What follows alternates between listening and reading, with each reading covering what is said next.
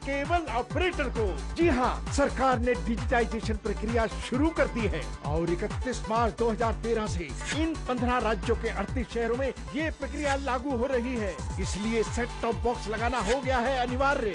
Set top box से मिलेंगे digital signal, जिससे सभी चैनल्स की क्वालिटी होगी बेहतरीन। इसलिए आज ही अपने केबल ऑपरेटर को बुलाओ और सेट टॉप बॉक्स लगवाओ। डिजिटाइजेशन अपनाओ, ढेरों फायदे पाओ।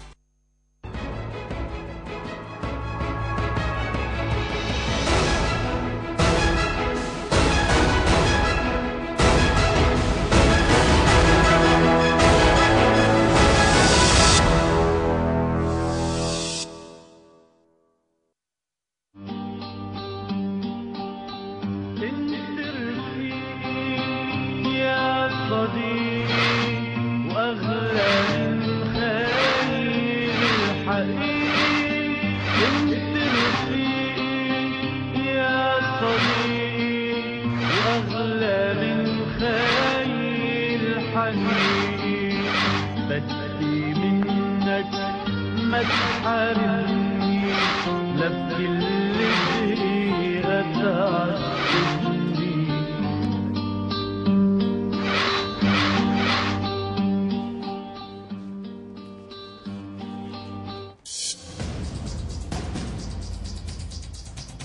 क्रिमिनल लॉ अमेंडमेंट बिल को काबीना से नहीं मिली मंजूरी, अभी भी कानून वजारत और वजारत दाखिला में इख्तलाफ बरकरार।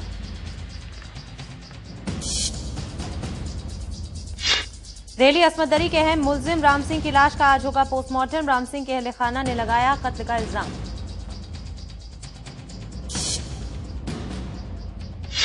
गिरफ्तार मुस्लिम नौजवानों की तादाद के बारे में यूपी पुलिस ने लाइल्मी का किया मुजाहरा, आरटीआई कानून के मुताबिक दी गई थी दरख्वास्त।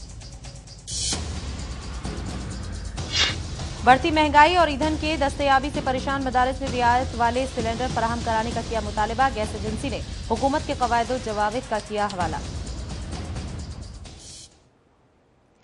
आदाब, मैं हूं नाज आसिफ शेख और पेशे खिदमत है मंजरनामा की शुरुआत हम कर रहे हैं दिल्ली गैंगरेप के खास मुलजिम राम सिंह से, जिसका आज पोस्टमार्टम होने वाला है। आपको बता दें कि राम सिंह के पोस्टमार्टम के बाद काफी हकीकत खुलकर सामने आ सकती है। हकीकत इस बात की कि किस तरह से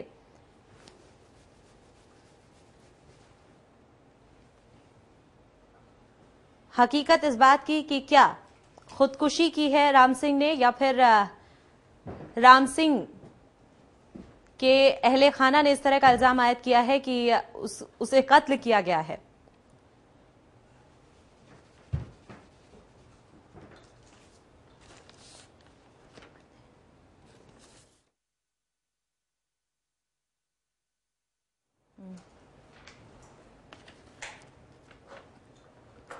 तो बता दें कि दिल्ली इज्तिमाई असमत दरी के अहम मुलजिम राम सिंह की मौत का राज आज खुल जाएगा। राम सिंह का आज एम्स में पोस्टमार्टम होना है। पोस्टमार्टम रिपोर्ट से ये सामने आ जाएगा कि उसने खुदकुशी की थी या उसका कत्ल हुआ। इसके बाद उसकी लाश अहले खाना के हवाले कर दी जाएगी और पहले यह कहा गया था कि पोस्टमार्टम दीनदयाल उपाध्याय अस्पताल में होगा। शुरुआती रिपोर्ट के मुताबिक राम सिंह ने खुदकुशी की है और वहीं हुकूमत और जेल महकमा राम सिंह की मौत की वजह को लेकर चुप है। दोनों का सिर्फ यही कहना है कि राम सिंह अपनी सेल में मरा हुआ पाया गया था। उधर घर वालों का कहना है कि उसका कत्ल हुआ। अहले खाना ने मामले की तफ्तीश सीबीआई से कराने का मुतालबा किया है और राम सिंह के वकील ने भी कत्ल का अंदेशा जाहिर कर दिया है।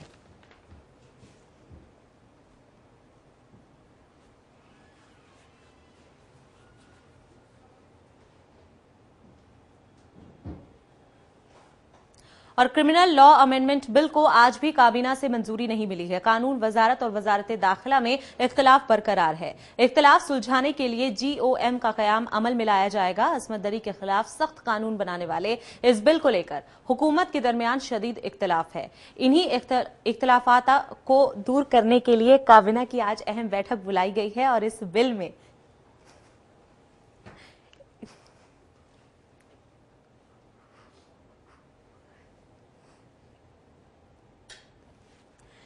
आपको बता दें कि बिल में इत्तेहाद से सेक्स की उम्र हद 18 से घटाकर 16 करने का नजरिया रखा गया है, जिस पर दाखिला, कानून और ख्वातीन और बाल तरक्की वजारतों के बीच अलग अलग राय है। वजारत दाखिला की राय यह भी थी कि इत्तेहाद से इस उम्र की हद 18 साल से घटाकर 16 साल कर दी जाए, लेकिन बाल और ख्वातीन तरक्कियात वजारतें इसे 18 साल ही रखना चाहती थीं।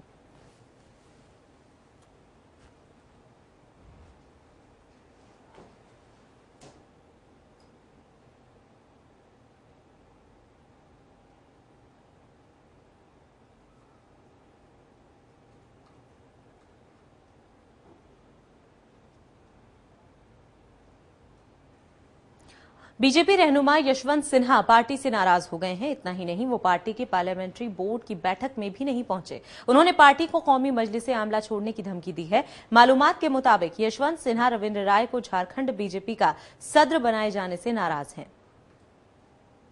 नौबत यहां तक पहुंच गई कि पार्लियामेंट्री मीटिंग में भी नहीं पहुंचे यशवंत सिन्हा। दरअसल नाराजगी इस बात को लेकर है कि झारखंड बीजेपी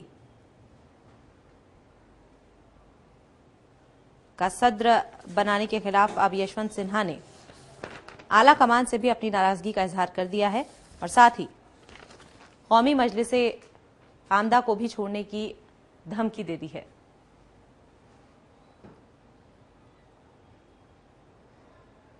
और यूपी के शाहजहांपुर में ईडन कॉन्फ्रेंस हॉल में मुनाकिद एक इजलास को खिताब करते हुए जमीयत उलेमाए हिंद के जनरल सेक्रेटरी मौलाना महमूद मद्दी ने अपने ख्यालात का इजहार करते हुए कहा कि आज मुस्लिम कौम के सामने तमाम तरह के चैलेंजेस हैं। इनका हमें बाहमी इत्तेहाद और संजीदगी हल तलाश करने की जरूरत है और अपनी शनाख्त को बरकरार रखने के लिए मुसलमान खुद को तालीम से जोड़ें, घरों में बच्चों को इल्म के साथ उनकी बेहतर तरबियत की जिम्मेदारी भी निभाएं। उन्होंने मजीद कहा कि मुसलमानों के दरमियान कई तरह के मौजूआत पर और मुसलकी एतबार से नाइत्तफाकियां हैं। इसके बावजूद जरूरत इस बात की है कि मुसलमान अपनी मजहबी शनाख्त को बरकरार रखते हुए अपनी कौमी पहचान और अपना एतबार कायम रखें ताकि दूसरी कौमों के बीच मुसलमानों की छवि खराब हो रही है वो ना हो। उन्होंने नसीहत के अंदाज में कहा कि हम मुसलमानों की जिम्मेदारी बहुत ज्यादा है, न सिर्फ अपने कुनबे तक बल्कि पूरे मुआशरे और सोसाइटी तक है। जो लोग अपना कौमी और मिली फरीजा सिर्फ फैमिली तक महदूद रख देते हैं वो सोसाइटी का एक बहुत बड़ा नुकसान करते हैं।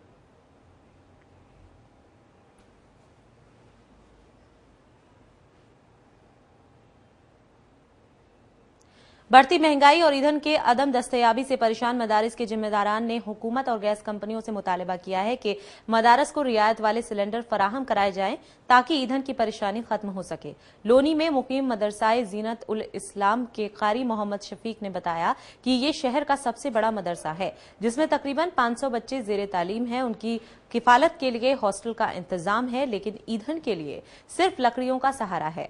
लकड़ियां बहुत महंगी हो चुकी हैं इसलिए ईंधन पर काफी खर्च आता है। साथ ही उन्होंने कहा कि इस बारे में कई मर्तबा सियासी लीडरान से भी बात की जा चुकी है लेकिन किसी को भी बच्चों के मुस्तकबिल की फिक्र नहीं है। जब इस बारे में गैस एजेंसी से बात की गई तो उन्होंने जवाब में हुकूमत के कवायदो जवाबियत का हवाला दिया।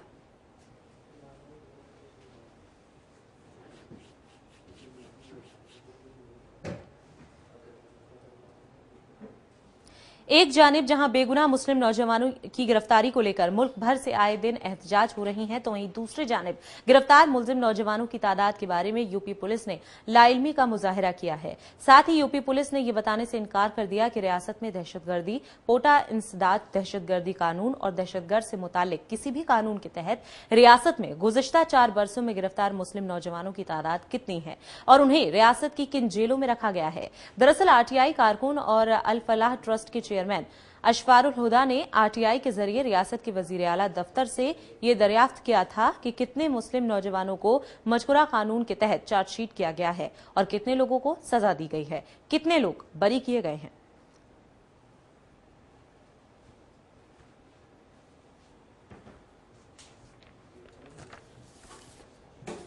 तो बता दें आपको कि जहां एक तरफ बेगुनाह मुस्लिम नौजवानों की गिरफ्तारी को लेकर मुल्क भर से आए दिन एहतजाज हो रहे हैं तो वहीं दूसरे जानिब गिरफ्तार मुस्लिम नौजवानों की तादाद के बारे में भी यूपी पुलिस ने लाइल्मी का मुजाहिरा किया है। यूपी पुलिस ने यह बताने से भी इनकार कर दिया है कि रियासत में दहशतगर्दी, पोटा इंसदाद दहशतगर्दी कानून और दहशतगर्द से मुतालिक किसी भी कानून के तहत रियासत में 4 बरसों में गिरफ्तार मुस्लिम नौजवानों की तादाद कितनी है, उन्हें रियासत की किन जेलों में रखा गया है और कितने लोगों को सजा दी गई है और कितने लोग बरी किए गए हैं, इससे मुतालिक भी कोई इत्तला पुलिस के जरिए नहीं दी गई है। दरअसल आरटीआई कारकुन और अल फलाह ट्रस्ट के चेयरमैन अशराफुल हुदा ने आरटीआई के जरिए रियासत के वजीर आला दफ्तर से यह दरियाफ्त किया था कि उन्हें इन तमाम सवालात के जवाब मिले।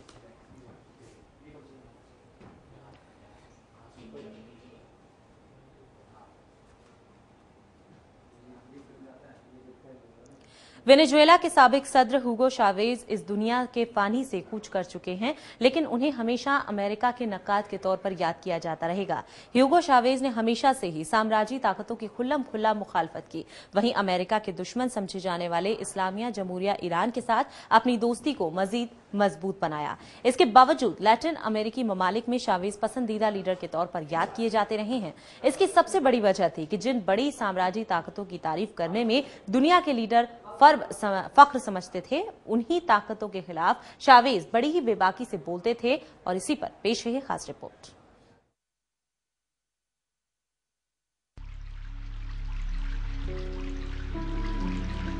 चौदह साल से साम्राज्यी ताकतों की खुल्लम खुल्ला मुखालफत करने वाले वेनेजुएला के साबिक सदर ह्यूगो शावेज आखिरकार तारीख का हिस्सा बन गए। लेकिन ताक़यामत इस अजीम लीडर को बेखौफ और निडरता के तौर पर याद किया जाता रहेगा। वेनेजुएला के बरीनास रियासत में एक कामकाजी खानदान में पैदा होने वाले शावेज के अंदर वो जोश और जज्बा था जिससे वो इख्तिदार संभालने का ख्वाब देख सकते थे। हालांकि शावेज एक मिडिल खानदान से ताल्लुक रखते थे। बचपन से ही शावेज पॉल मार्क्स से काफी मुतासिर थे। इब्तदा से ही वो अमेरिका के खिलाफ बोलते आए। इसी बुनियाद पर लोगों ने उन्हें कभी तानाशाही लीडर का खिताब दिया तो कभी गरीबों का मसीहा कहा। शावेज का सियासी सफर काफी उतार चढ़ाव भरा था और इख्तिदार पर काबिज होने के लिए उन्हें काफी मुश्किलों का सामना करना पड़ा। फरवरी 1999 में इख्तिदार में आते ही शावेज ने सबसे पहले फौज पर अपनी पकड़ मजबूत की और फौज से उन लोगों को चलता किया जिनकी वफादारी शक के घिराव में थी। वहीं उन्होंने नौकरशाहों और फौज के माजूर और करप्ट लोगों के जरिए चलाए जा रहे समाजी स्कीमों में बदलाव किए। शावेज ने अपनी United socialist party of Venezuela की बुनियाद भी रखी और वहीं दकियानुसी सियासी पार्टियों को हाशिए पर ले आए। शावेज जानते थे कि उन्होंने जो समाजवाद को चुना है उसे अमली जामा पहनाने के लिए उन्हें समाजी, मुआशी, ज्योग्राफी और सियासी मोर्चों पर एक नई शुरुआत करनी होगी। इसी शुरुआत के तहत शावेज ने तमाम ममालिक में नुमाइंदगी वाली जमहूरियत से हटकर भागीदारी वाली जमहूरियत को चुना, यानी वो सियासत जो सीधे आवाम से जुड़ती हो, लोगों के दुख दर्द और उम्मीदों से सीधा वास्ता रखती हो। शावेज हमेशा से ही बैनुल अक़वामी अमीरों के खिलाफ हमला बोलते रहते थे। 11 सितंबर 2001 के बाद बुश इंतजामिया ने अफगानिस्तान जंग के दौरान कड़ा रवैया अपनाया तो शावेज ने अमेरिका पर इल्जाम लगाया कि वो दहशत से निपटने के लिए दहशत का ही इस्तेमाल कर रहा है। इस दौरान शावेज ने अमेरिका के नाक में दम कर दिया था।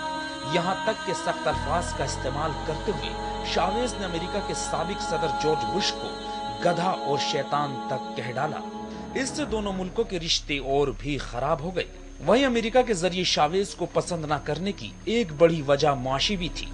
दरअसल शावेज ने वेनेजुएला की सबसे बड़ी तेल कंपनी को कौमियत के जुमरे में करार दे दिया था। इसके अलावा वो तेल से होने वाली आमदनी का इस्तेमाल अमेरिकी ट्रेजरी बिल्स या दीगर प्रॉपर्टी खरीदने में नहीं करते थे, जैसा कि सऊदी अरब या कनाडा जैसे ममालिक करते हैं। एक और अहम बात यह रही कि world bank of international monetary fund के जबरदस्त मुखालिफ थे, जो अमेरिकी किरकिरी की खास वजह थी। मुश्किलों और परेशानियों के सामने कभी न झुकने वाले शावेज अपनी कामयाबियों के चलते लैटिन अमेरिकी ममालिक में अजीम आइडियल के तौर पर भी जाने जाते थे। शावेज ने समाजी बुराइयां दूर करने के लिए पॉलिसी चलाई और इसका मनफी असर भी दिखा। दूसरी जानिब अमेरिका को हमेशा अपने निशाने पर लेने वाले शावेज मौका मिलने पर उसकी मजम्मत करने से भी नहीं चूकते थे। लेकिन इससे भी बड़ी बात, अमेरिका और मगरबी ममालिक की मुखालफत के बावजूद उन्होंने अमेरिका के सामने न झुकने वाले मुल्क ईरान से रिश्ते मजबूत बनाए। ईरान से मजबूत रिश्ते बनाने की कई वजूहात थी। दरअसल वेनेजुएला की तरह ईरान भी हमेशा से अमेरिका जैसी साम्राज्यी ताकतों की मुखालफत करता आया है। ईरानी सदर महमूद अहमदीनेजाद भी अमेरिका के खिलाफ बेबाक बोलने के लिए जाने जाते हैं। वहीं वेनेजुएला के शावेज के बाद अब ईरान के सदर महमूद अहमदीनेजाद ही हैं, जो अमेरिका और उसके इत्तेहादी ममालिक की आंखों में आंखें डालकर बात करने का हौसला रखते हैं। लेकिन शावेज को उनकी निडरता और बेबाकी के लिए हमेशा याद किया जाता रहेगा। Bureau report, channel 1 news. और वक्त यहाँ पर एक छोटे से ब्रेक का है, फौरन हाजिर होंगे कुछ और खबरों के साथ।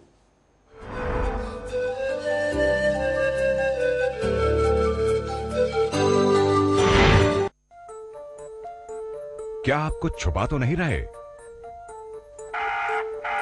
Property transaction, cash deposits,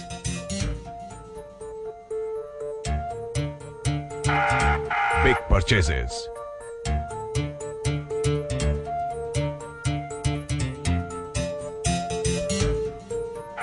purchase of shares, bonds and debentures. कुछ छुपाइए नहीं, क्योंकि हम सब जानते हैं। आयकर विभाग के नोटिस का इंतजार मत करिए। भरिए अपना एडवांस टैक्स ईमानदारी से इस महीने की 15 तारीख तक और बनिए भागीदार देश की प्रगति में। 3 लाख तक अधिग्रहण की 1 एकड़ की राशि थी। किसानों के लिए धरती की ये कीमत जरा सी थी। भूपेंद्र सिंह हुड्डा ने इसे 72 लाख तक बढ़ा दिया। 33 साल तक दे रॉयल्टी, किसान शिखर पे चढ़ा दिया। 33 साल तक देकर रॉयल्टी, किसान शिखर पे चढ़ा दिया। वर्तमान हरियाणा सरकार के आने से पहले किसान भाइयों की जमीन का अधिग्रहण कौड़ियों के भाव लगभग 2 से 3 लाख रुपए प्रति एकड़ के हिसाब से किया जाता था। माननीय मुख्यमंत्री श्री भूपेंद्र सिंह हुड्डा ने पूरे प्रदेश में जमीनों के न्यूनतम फ्लोर रेट निर्धारित किए और प्रदेश में कुल 6 जोन बनाए गए, जिसके अनुसार प्रदेश के किसानों को भूमि अधिग्रहण के बदले 21,60,000 से लेकर 72 लाख रुपए तक प्रति एकड़ मुआवजे के रूप में मिल रहे हैं। इतना ही नहीं, किसानों को मुआवजे के साथ साथ 21,000 रुपए प्रति एकड़ हर साल 33 सालों तक रॉयल्टी भी मिलेगी, जिसमें 750 रुपए प्रति वर्ष की बढ़ोतरी भी होगी। और यदि किसान की भूमि का SEZ और टेक्नोलॉजी पार्क के लिए अधिग्रहण किया जाएगा तो रॉयल्टी की राशि 42,000 रुपए प्रति एकड़ 33 सालों तक मिलेगी, जिसमें 1,500 रुपए की प्रति वर्ष बढ़ोतरी होगी। विकास की प्रक्रिया में किसानों को भागीदार बनाने के लिए अब हमने लैंड पूलिंग जैसी अनूठी स्कीम बनाई है। इस स्कीम में यह इंतजाम किया गया है कि जिस किसान की भूमि का अधिग्रहण होता है वह या तो मुआवजा ले सकता है या मुआवजे की एवज में विकसित भूमि ले सकता है। सबसे आगे हरियाणा।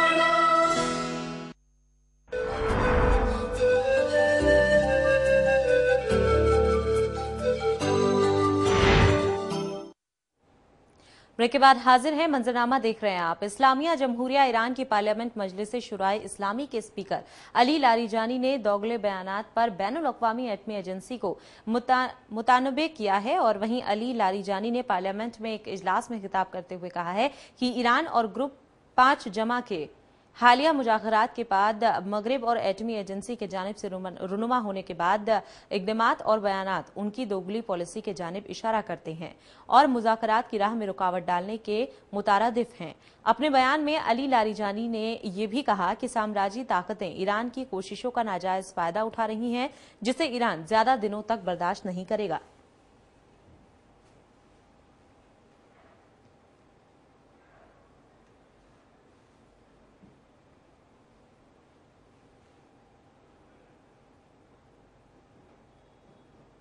और वेनेजुएला के इलेक्शन कमीशन ने मुल्क के सदर हुगो शावेज के इंतकाल के बाद नया सदर चुनने के लिए 14 अप्रैल को इंतखाबात का ऐलान कर दिया है। ये ऐलान साबिक सदर हुगो शावेज के पसंदीदा जानशीन समझे जाने वाले निकोलस मदुरो ने कायम मकाम सदर का ओहदा संभालने के बाद किया है।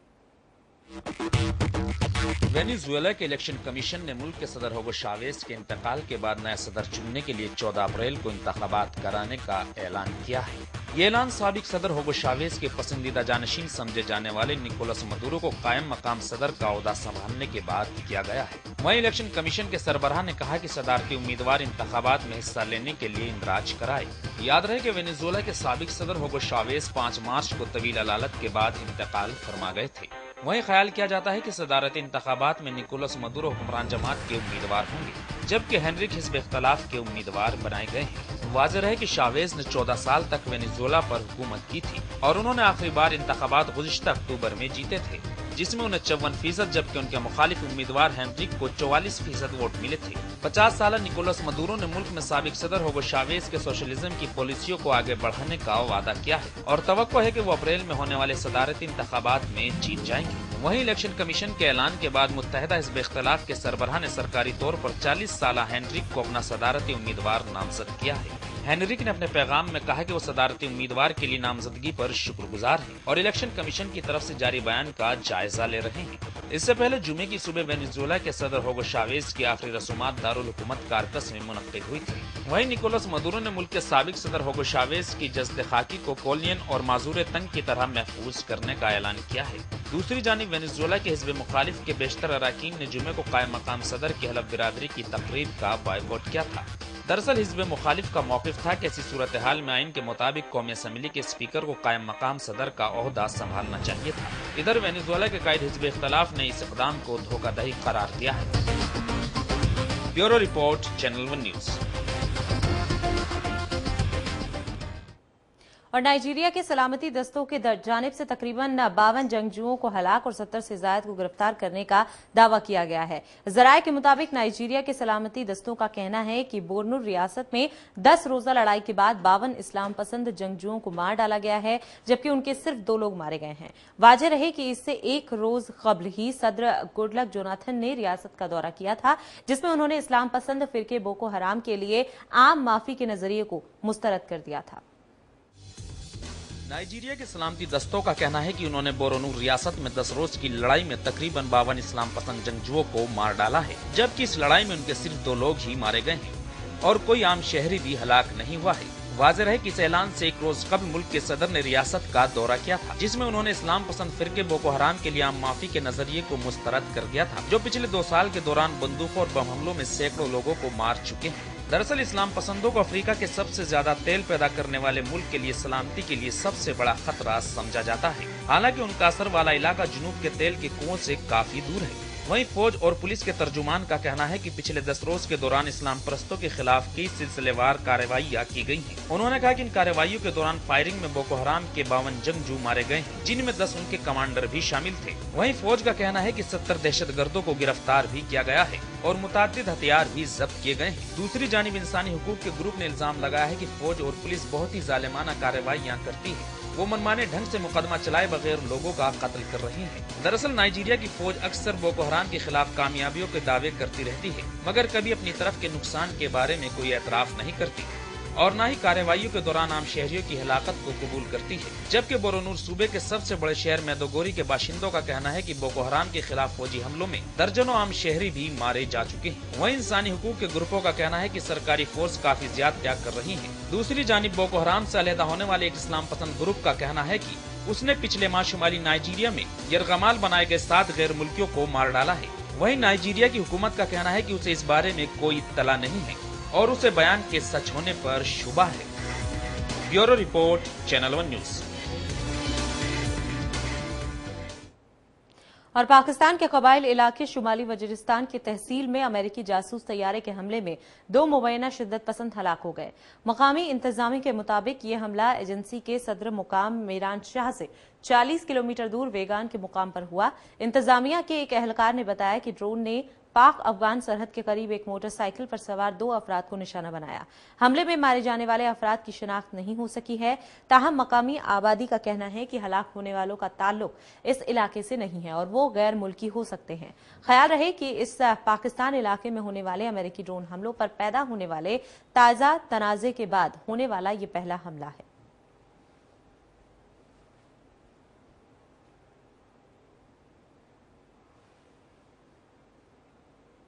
और मुस्लिम लीग के सरबराह मियां नवाज शरीफ ने आइंदा मुल्क का वजीर आजम बनने के लिए तमाम तैयारियां मुकम्मल कर ली हैं। यहां तक कि अपनी मुतावक्की काबीना के मेंबरान का मसौदा भी तैयार कर लिया है। जराये के मुताबिक IRI के जानिब से हालिया सर्वे रिपोर्ट के बाद मियां नवाज शरीफ को मुकम्मल यकीन हो गया है कि उनकी जमात आइंदा इंतखाबात में कामयाब हो जाएगी। मुल्क में मकबूल तरीन लीडर होने की वजह से वो एक बार फिर नए वजीर आजम के तौर पर पार्लियामेंट में मौजूद होंगे। जराये के मुताबिक नवाज शरीफ ने इस हवाले से अपनी तमाम तैयारियां मुकम्मल कर ली हैं। यहां तक कि इंतखाबात में कामयाबी और बतौर वजीर आजम उन्होंने कौम से अपने पहले खिताब और काबीना मेंबरान के नामों का मसौदा भी तैयार कर लिया है। दूसरे जानिब पाकिस्तान के वजीर दाखिला रहमान मलिक निगरा सेटअप में अहम सीट हासिल करने के लिए कोशिशें शुरू कर चुके हैं। रिपोर्ट के मुताबिक मौजूदा हुकूमत खत्म होने में सिर्फ 6 दिन बाकी हैं। इसके बाद निगरा सेटअप बनाया जाना है। वजीर दाखिला रहमान मलिक ने निगरान सेटअप अप में भी सदर के मुशीर समेत किसी भी अहम सीट के हासिल के लिए कोशिशें शुरू कर दी हैं।